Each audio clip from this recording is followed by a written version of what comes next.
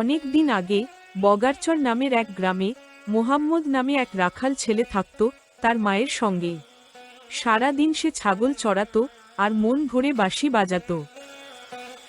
মা, জানো আজ ওই জালের পাশে কত নতুন ঘাস গজিয়েছে। ছাগলগুলো এমন মজা করে খাচ্ছে যে তোমায় কি বলবো। ইস, বেশ তো। এখন আগে খেয়ে নে বাবা, তারপর কথা। এইভাবে মা আর ছেলের দিনগুলো কাটছিল আনন্দে ও শান্তিতে। একদিন সকালে মোহাম্মদ ছাগল চড়াতে বেরোয়।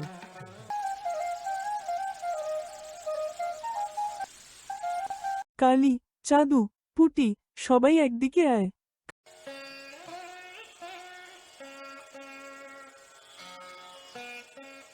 কালি, কোথায় গেলি? তোমরা এখানেই থাকো, আমি কালিকে খুঁজে আনছি।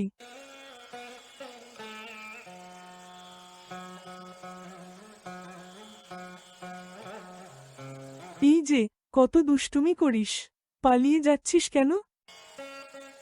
আহা, কি সুন্দর এই পাথরটা, এমন পাথর তো আগে কখনো দেখিনি।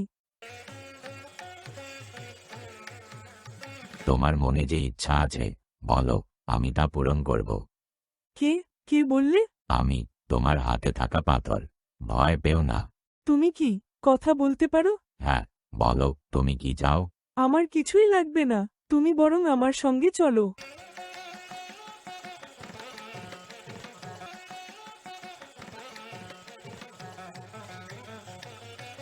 বাড়ি ফিরে মোহাম্মদ দেখে গ্রামের মোড়ল ধার চাচ্ছে। ভাবি, ধারের টাকা এবার মিটিয়ে দিন। আর কতকাল রাখবেন? আর সময় দিতে পারবো না। ভাই, ছেলে বড় হলে ভালো কাজ করবে, তখন দেব। আর কিছু সময় দাও আমাকে। এটাই শেষ সুযোগ দিচ্ছি, এইবার মিস হলে কিন্তু খুব খারাপ হবে। মোড়ল তখন বিড়বিড় করতে করতে চলে যায়। মোহাম্মদ সব শুনে হাসে। মা, আমাদের কি চাই বলো তো? কিচ্ছু না বাবা, তুই শুধু খেয়ে পরে থাকিস, এই চাই। এর পরের দিন মাঠে বসে বাঁশি বাজাচ্ছিল মোহাম্মদকে তখন পাথরটা বলে ওঠে। কি বন্ধু, আমাকে ভুলে গেলে? আমাকে বের করো। আরে, আমি তো তোমার কথা ভুলেই গিয়েছিলাম। তুমি কি চাও বলো। দেখলে না, মা বলল আমাদের কিছু লাগবে না। তোমাদের পুরো ঘরটা পাকা করে সুন্দর করে দেব। না না, পাকা হলে তো ঘর থেকে চাঁদের আলো দেখতে পাবো না। আমাদের দরকার নেই। তাহলে অনেক অর্থ সম্পদ দেই, তোমাকে আর কষ্ট করে ছাগল চড়াতে হবে না। না বন্ধু, তখন ছাগলগুলোকে কে দেখবে? কালি, চাদু, পুটি, ওদেরকে খাওয়াবে। অর্থ সম্পদ আমি চাই না, আমার ছাগলগুলো থাকলেই হবে। পাথরের আর মোহাম্মদের এই কথোপকথন শুনে পাশের গাছের আড়াল থেকে মোড়লের ছেলে বের হয়ে আসল এবং তার বাবাকে সব বলে দিল। এরপর মোড়ল মোহাম্মদদের বাড়ি আসল এবং মোহাম্মদকে ডেকে বলল। এই মোহাম্মদ, তোর কাছে নাকি গ্রাম ধ্বংস করার পাথর আছে? এখনই আমাকে দিয়ে দে। গ্রাম ধ্বংস করার পাথর? এই রকম কিছু আমার কাছে নাই। অন্যদিকে মোড়লের ছেলে তাহমিদ মোহাম্মদদের ঘরে ঢুকে পাথরটা বের করে আনে। এনে বলল। বাবা, পেয়েছি পাথরটা। তোমার কি লাগবে বলো, আমি এনে দিব। আমাকে একটা খেলার বেট এনে দাও। এই তাহমিদ, আমাকে দিয়ে দে এটা। চল বাড়ি চলে আয়। অল্প দিনের মধ্যে মোড়ল অনেক ধনী হয়ে যায়। গ্রামের লোকজন তখন বলতে থাকে।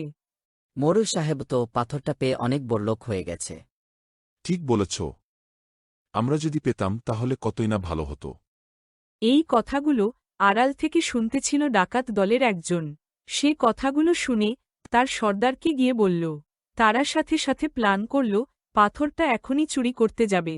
সে মোতাবেক তারা চুরি করতে গেল।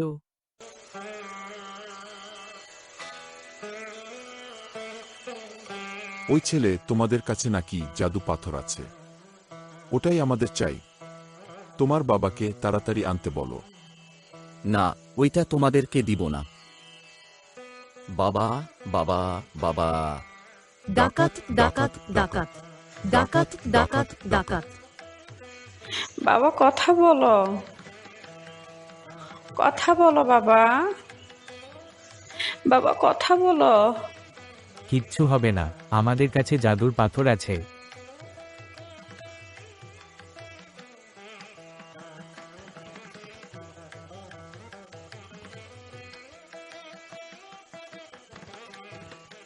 এই পাথর আমার ছেলেকে ভালো করে দে।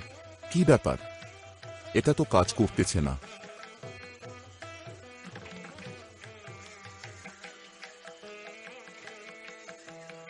কি হয়েছে চাচা? মোহাম্মদ, আমাকে মাফ করে দাও। তোমার পাথর তোমার কাছে রাখো। আমি অন্যায় করেছি। পাথরকে একটু বলো আমার ছেলেকে ভালো করে দিতে। পাথর, তুমি তাহমিদকে ভালো করে দাও। মোহাম্মদ, আমাকে মাফ করে দাও। আর কখনো তোমার সাথে খারাপ ব্যবহার করব না। এরপর পাথরটি মুহাম্মদের কাছে থাকে। কারো সমস্যা হলে মুহাম্মদ সাহায্য করে। তাহমিদ আর মুহাম্মদ ভালো বন্ধু হয়ে যায়। মোড়ল ও ভালো হয়ে যায়। সবাই মিলেমিশে বসবাস শুরু করে। গল্পটি ভালো লাগলে লাইক করুন, কমেন্ট করে জানান কেমন লাগলো। শেয়ার করুন নিজেদের বন্ধু বান্ধব আর রিলেটিভদের সঙ্গে। আর অবশ্যই আমাদের চ্যানেলটি সাবস্ক্রাইব করুন আমাদের নতুন নতুন ভিডিওর নোটিফিকেশন পেতে। বেল বাটনটি চেপে রাখুন। আফরা এবং মুহাম্মদের সাথে থাকার জন্য ধন্যবাদ।